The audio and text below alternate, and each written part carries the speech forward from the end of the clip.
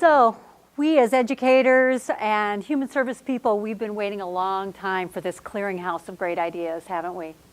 And finally it's here. TED Talks has brought it to us. It's exciting that they also understand that great ideas come from local people, right? Even rural communities. And so I'm just excited to be a part of this. Thank you to the LCSC team for letting me be here. And I'm going to talk to you today about what I think is probably our most maligned group of people.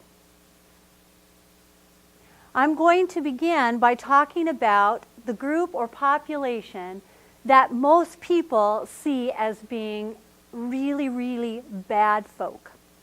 And you might be surprised to know that that is people in poverty. Even more so, it is people in poverty who are behind bars. I'm going to talk about three things. I'm going to talk about the idea that education is changing the lives of people in prison.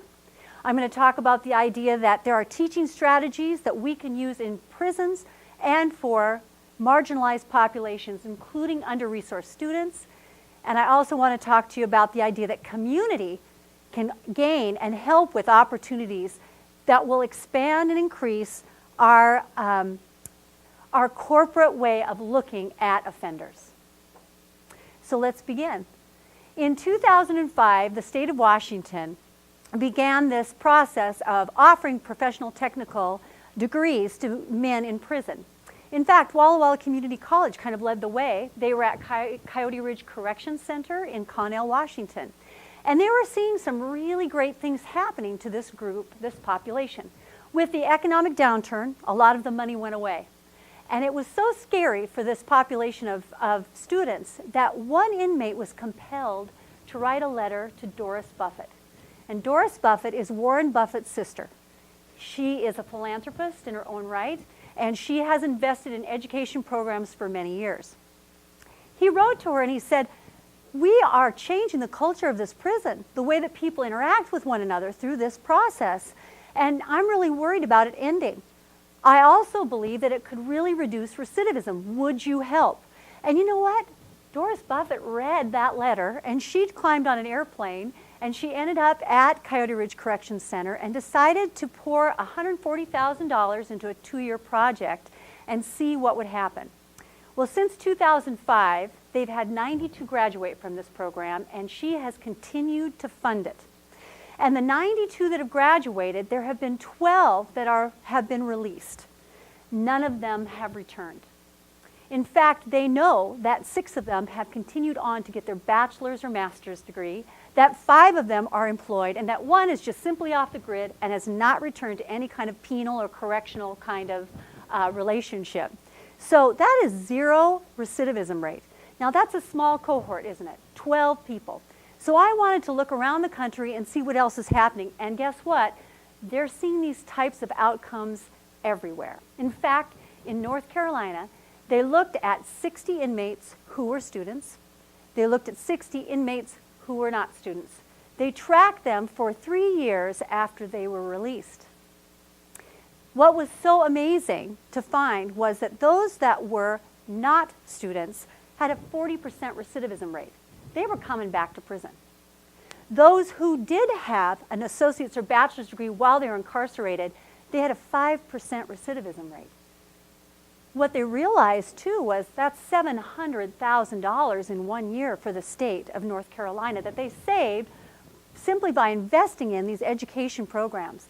But more important than what happens economically, think about the citizenship that has begun to happen in these communities. These men stepping out, being taxpayers, becoming people who are giving back and who are contributing. That, I think, is what's so important. So I want to talk a little bit more about this maligned group of people. I want to see if I can switch your paradigm a little bit, see if I can change your mental model. And I want to say that I got to be a teacher for a year at Walla Walla Community College at Coyote Ridge. I was climbing into my car, driving 2.5 hours every day to teach a group of offenders. And it was probably the most impactful thing that I've ever gotten to do, and I'm excited that I get to talk about it. Some of the strategies that I want to share with you that I think really work for any group, for any marginalized group, for any under-resourced group, are things that I use there, and I certainly don't pretend to be a know-it-all in this arena. I know there are many people that know a lot more about this than me, but I'm going to share with you what worked for me. The first thing is you need to learn the name of your students.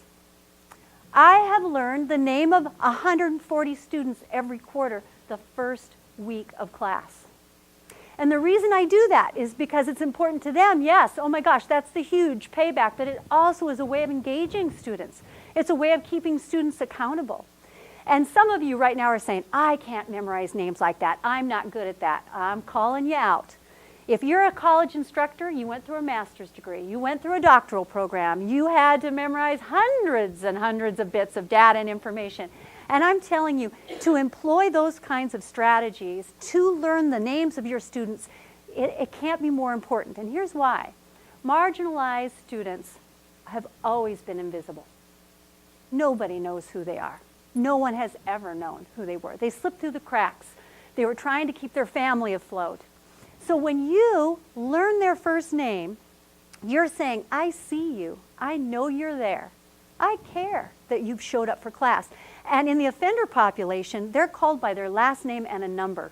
So it's honoring to them to call them by their first name. Learn your students' names. The second strategy that I think is really important is to always make sure that you have students working in groups on projects and then to follow up with presentations. And I know that sounds strange, but we all know about transmission style learning, and we all know about how much better it is when it's student-driven. But even more so, offenders are already a segregated group. They're not going to hang out with each other. They have certain places that they sit at the tables. When you have them in that classroom, you can bring about unity to that group of students.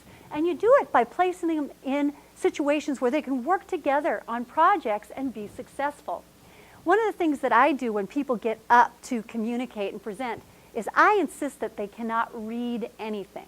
Okay, they cannot bring up anything to read. They have to teach back their concepts without reading. And they have to provide an engagement activity that gets the whole room involved.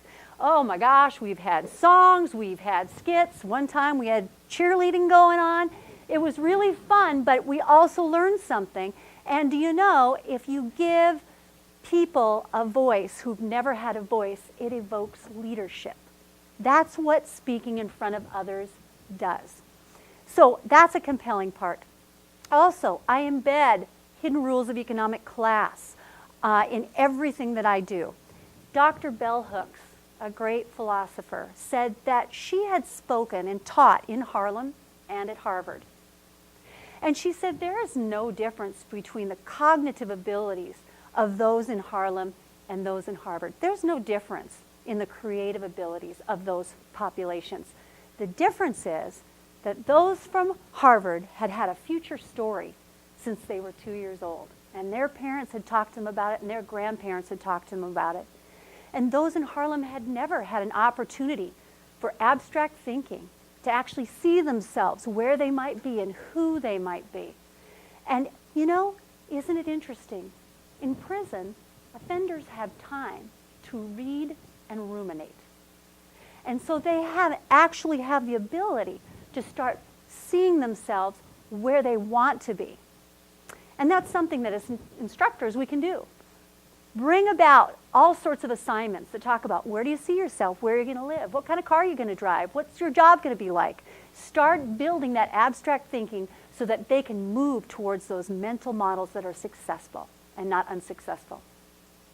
Finally, I think it's really important to say that I think all of the students that you work with need to understand that where they came from is not wrong. It's good.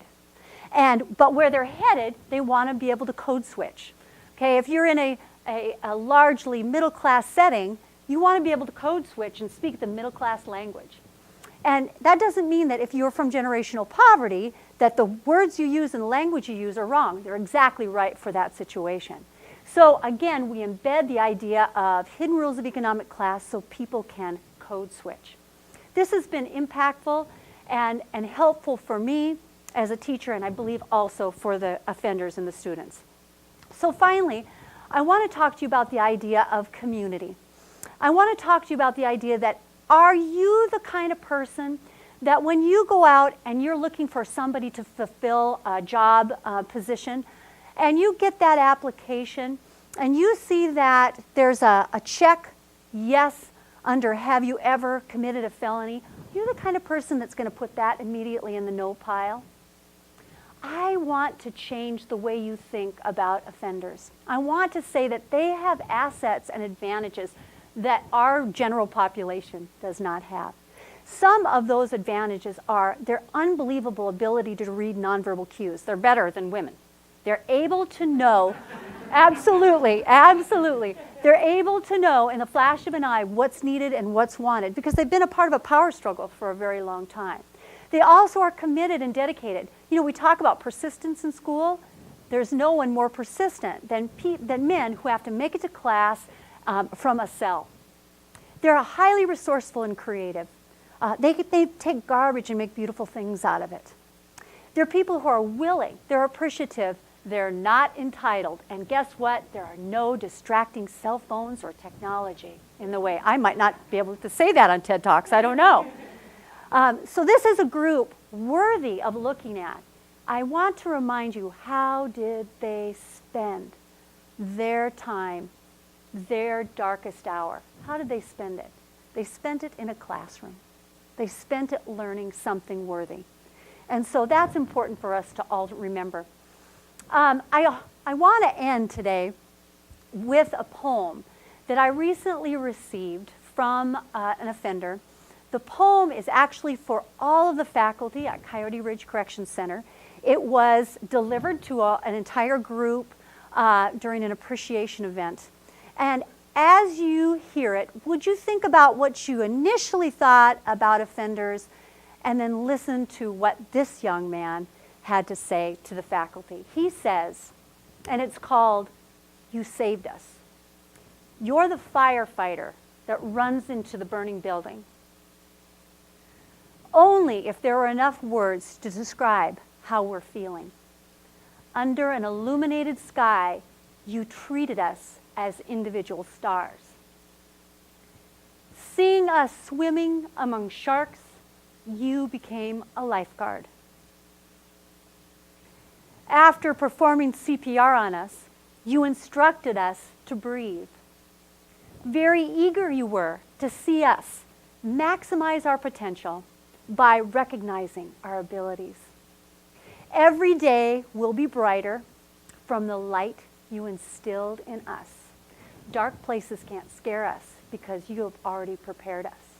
Understand that this is our meager attempt to explain the unexplainable.